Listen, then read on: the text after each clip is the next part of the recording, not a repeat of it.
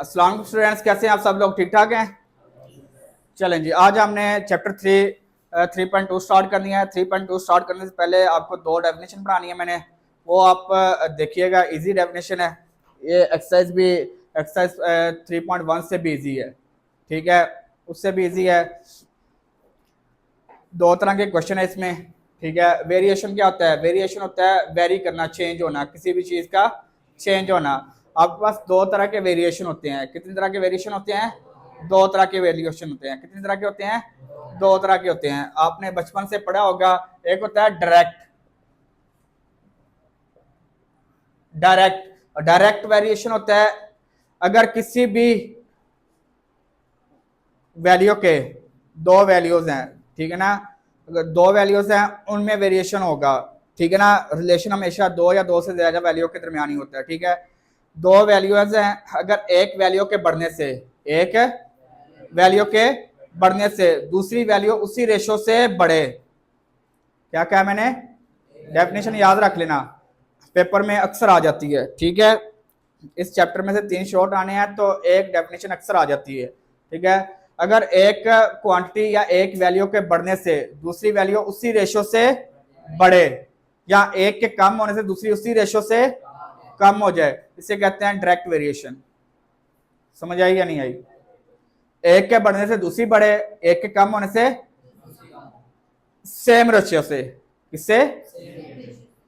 इसे कहते हैं डायरेक्ट वेरिएशन। क्या कहते हैं? फिर कहते हैं इनवर्स वेरिएशन। इनवर्स वेरिएशन होता है अगर किसी वैल्यू के, किसी क्वांटिटी के बढ़ने से दूसरी क्वांटिटी कम हो जाए, ठीक है। इसमें क्या था, एक बढ़ती है तो दूसरी भी बढ़ती है, दूसरी भी, एक कम होती है दूसरी भी कम होती है, ठीक है ना। तो इसे कहते हैं डायरेक्ट वेरिएशन। यहाँ पे क्या, एक बढ़ रही है तो दूसरी क्या हो जाएगी? कम हो जाएगी, या एक कम हो रही है दूसरी क्या हो जाएगी? बढ़ जाएगी। समझ आ गई है? एक के बढ़ने से दूसरी बढ़े या एक के कम होने से दूसरी कम हो, उसे कहते हैं डायरेक्ट वेरिएशन। एक के बढ़ने से दूसरी कम हो या एक के कम होने से ज्यादा हो, जैसे कहते हैं। तो साथ एक वर्ड आपने ऐड करना है, सेम रेशो से। किससे? सेम रेशो से। रेशो अगर आप नहीं ऐड करेंगे ना, सेम रेशो नहीं ऐड करेंगे, पूरी डेफिनेशन गलत हो जाएगी। अगर आप डायरेक्ट लिखाएंगे ना, एक के बढ़ने से दूसरी बढ़े या एक के कम होने से दूसरी कम हो जाए, क्या कम हो जाए? वैल्यू भी लिख दी आपने, कम हो गई।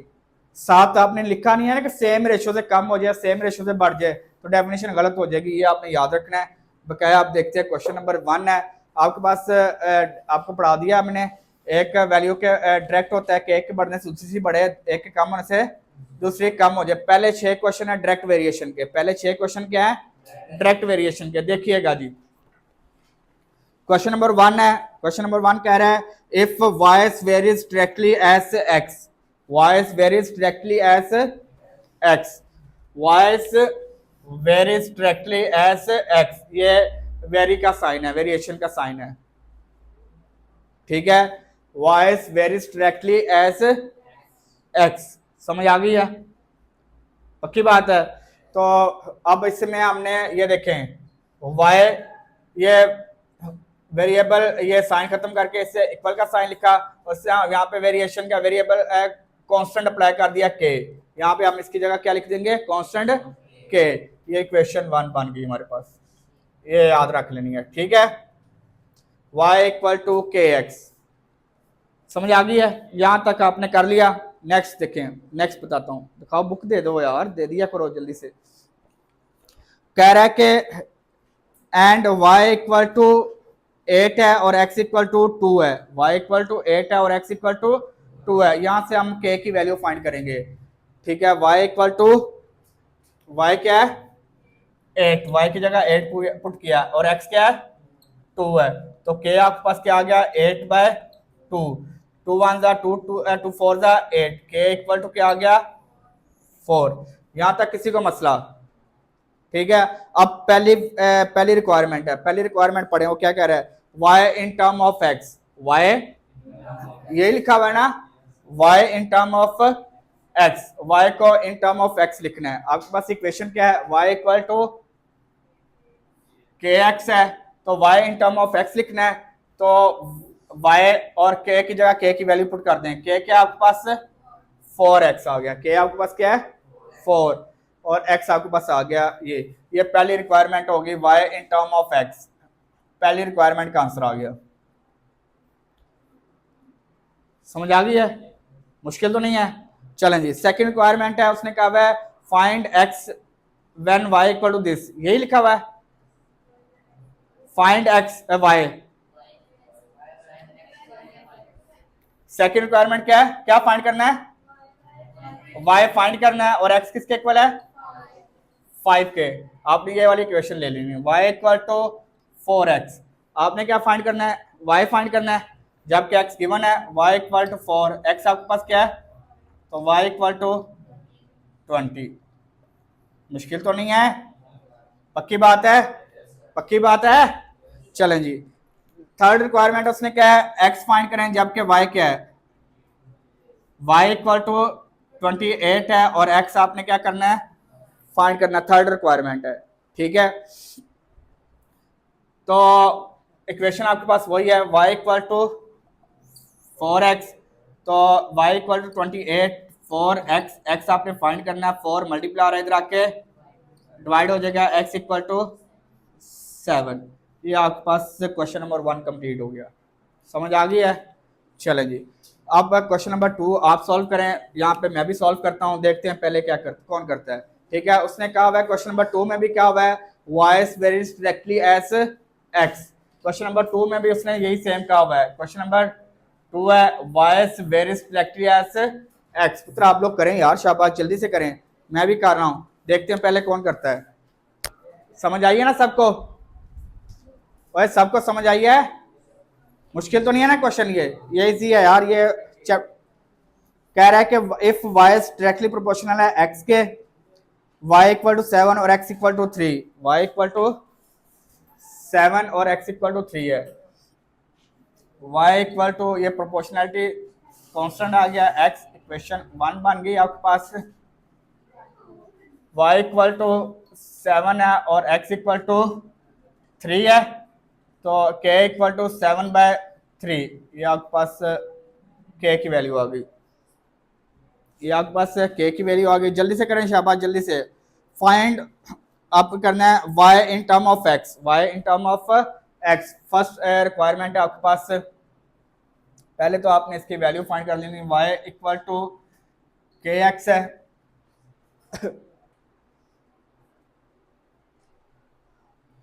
फर्स्ट रिक्वायरमेंट आपके पास y in term of x, y equal to k की जगह k की वैल्यू पुट की 7/3x, y in term of x आ गया 7/3x आ गया फर्स्ट रिक्वायरमेंट।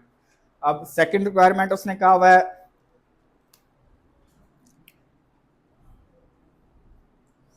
फाइंड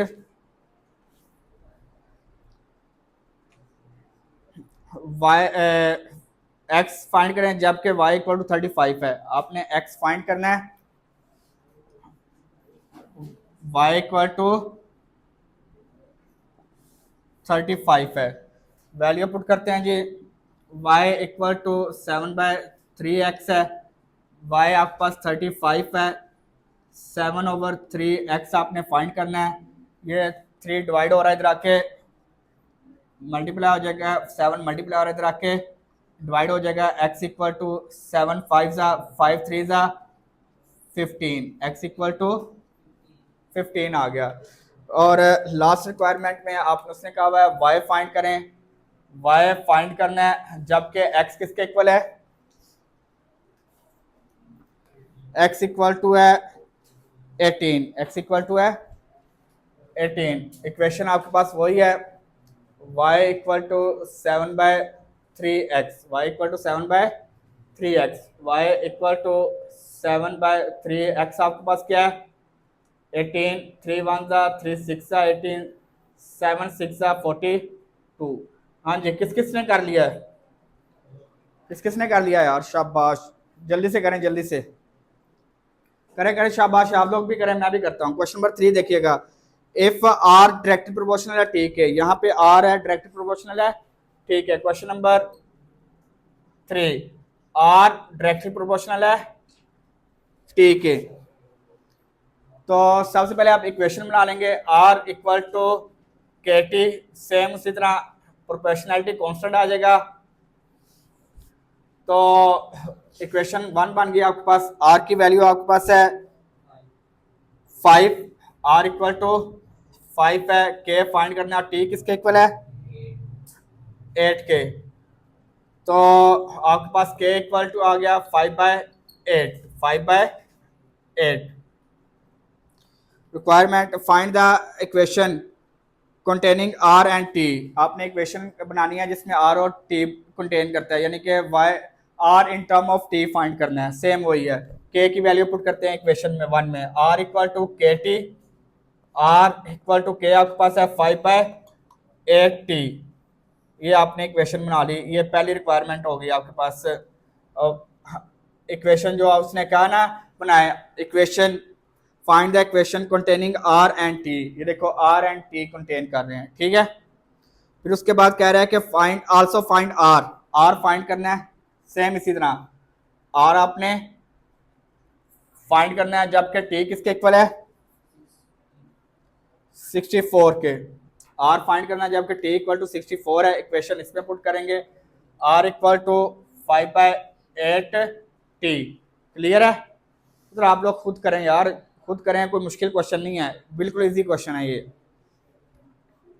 आर आपने फाइंड करना है 5/8 और टी आपके पास है 64, 8 1 सा 8 8 सा, आर इक्वल टू 40।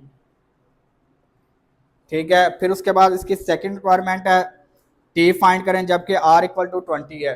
टी आपने फाइंड करना है जबकि आर इक्वल टू 20 है। इक्वेशन वही आप ले लेंगे, आर इक्वल टू 5/8 टी, ये वाली इक्वेशन ले ली 2 वाली। आर आपके पास 20 है और टी आपने 5 फाइंड करना है। तो ये 8 डिवाइड हो रहा है, इधर आके मल्टीप्लाई हो जाएगा, 5 मल्टीप्लाई इधर आके 5 1 सा 5 4 सा, T equal to 32, T equal to 30। समझ आ गई है? चलें जी, क्वेश्चन नंबर आपके पास 4 है, जल्दी से करें, सेम इसी तरह ही है यार। क्वेश्चन नंबर 4 है, उसने कहा हुआ है कि आर डायरेक्ट प्रोपोर्शनल है टी स्क्वायर के। आर डायरेक्ट प्रोपोर्शनल है टी स्क्वायर के। चलें जी, ये देखिएगा आपके पास सेम उसी तरह प्रोपोर्शनैलिटी साइन खत्म किया, प्रोपोर्शनैलिटी कांस्टेंट आ गया, इक्वल लगाया तो प्रोपोर्शनैलिटी कांस्टेंट आ गया, इक्वेशन 1 बन गई। उसने कहा हुआ है कि आर इक्वल टू 8 और टी इक्वल टू 3 है। R equal to 8 and T equal to 3 का स्क्वायर आ गया कि ये 3 का स्क्वायर क्या होगा 9, तो के इक्वल टू 8/9। आपने इक्वेशन बना लें, इक्वेशन आपके पास बन गई R equal to 8/9 T square, 8/9 T square, equation 2 बन गई। अब इसमें सिर्फ एक ही रिक्वायरमेंट है, उसने कहा हुआ है एक ही रिक्वायरमेंट है, find R when T equal to 6 है। Find R when T equal to 6 है।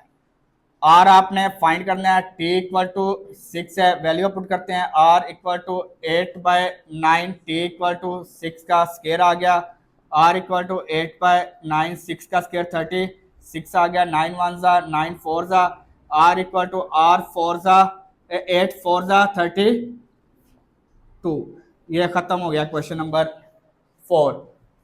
ठीक है। क्वेश्चन नंबर 5 देखिएगा, इजी है, वो भी सेम इसी तरह ही है। जल्दी से करें, जल्दी से, शाबाश, आपने मेरे से पहले करना सब ने। क्वेश्चन नंबर 5 है, वी डायरेक्ट प्रोपोर्शनल है आर क्यूब के। वी डायरेक्ट प्रोपोर्शनल है आर क्यूब के। सेम इसी तरह इक्वेशन बना लेते हैं, प्रोपोर्शनैलिटी साइन खत्म किया, प्रोपोर्शनैलिटी कांस्टेंट आ गया, आर क्यूब आ गया, इक्वेशन 1 आ गई, इक्वेशन 1 आ गई। आपके पास है v इक्वल टू 5 और r इक्वल टू 3 है। v इक्वल टू 5 और r इक्वल टू 3 का क्यूब आ गया कि 3 का क्यूब 27 एंड 5 आ गया 5/27। के की वैल्यू आ गई, वैल्यू पुट करते हैं, v equal to 5/27 r cube, 5/27 R cube, ये आपके पास इक्वेशन बन गई 2। वैल्यू पुट करने हैं, उसने कहा हुआ है कि find R when v equal to 6 to 5, फाइंड v इक्वल टू 6 to 5 है और r आपने फाइंड करना है। v की जगह 6 to 5 पुट किया, 5/27 है और r आपने फाइंड करना है, r आपने फाइंड करना है। ये डिवाइड हो रहा है इधर आके, मल्टीप्लाई हो जाएगा, ये 5 मल्टीप्लाई इधर आके आर क्यूब आ गया, 5 1 ये आ गया 1 to 5, 6 to 5 डिवाइड बाय 5 करें 1 to 5 आ गया। ये आर क्यूब है, मैं बताता हूँ क्या करना है। 1 to 5 मल्टीप्लाई बाय 27, क्या ये डिवाइड किया ना, ये 1 to 5 होता है 5 का क्यूब, यही होता है ना, और 27 होता है 3 का, और यहाँ पे भी आर का क्यूब है, आर का क्यूब है तो आपने आर फाइंड करना है। यहाँ पे क्यूब है तो क्यूब रूट ले लेंगे, तो taking cube root on both side, तो आर क्यूब इक्वल टू आ गया, ये क्यूब रूट लिया आपने, और ये 5 मल्टीप्लाई बाय 3 का क्यूब रूट, ये क्यूब रूट से cancel, R equal to 5 3 15, R equal to 15 आ गया, आर इक्वल टू, यहाँ पे लिख लो यार,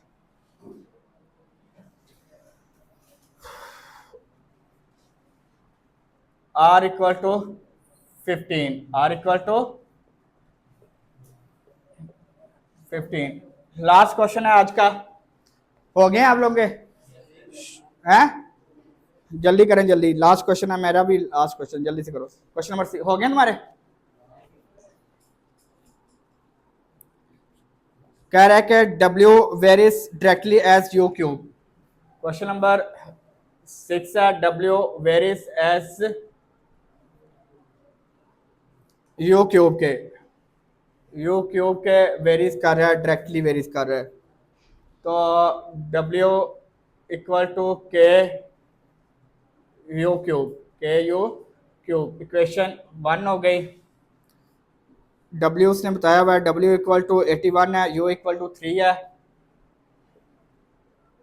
3 का क्यूब आ गया, 81 के इंटू 27 आ गया, K इक्वल टू 81/27, तो K इक्वल टू 3 आ गया, K इक्वल टू क्या आ गया, 3 आ गया। उसने क्या कहा हुआ है, उसने कहा हुआ है फाइंड W, जबकि U इक्वल टू 3 है, व्हेन W आपने फाइंड करना है और U इक्वल टू क्या है 5 है, U इक्वल टू 5 है, U इक्वल टू 5 है। इक्वेशन में आपने बनाई नहीं है, इक्वेशन बना लो यार, यहाँ पे ये देखो, W equal to 3U square, W equal to 3U square, K की जगह K की वैल्यू पुट की है, क्यूब है तो क्यूब लिख लो यार, W equal to 3U cube, W equal to, W find करना है 3U आपके पास है 5 का क्यूब, 3 इंटू 1 to 5 मल्टीप्लाई करें तो क्या वैल्यू आ जाती है यार 375। समझ आ गई है, किसी का मसला इसमें, सबका हो गया है, चलें ठीक है, ओके, अल्लाह हाफिज, take care and bye bye.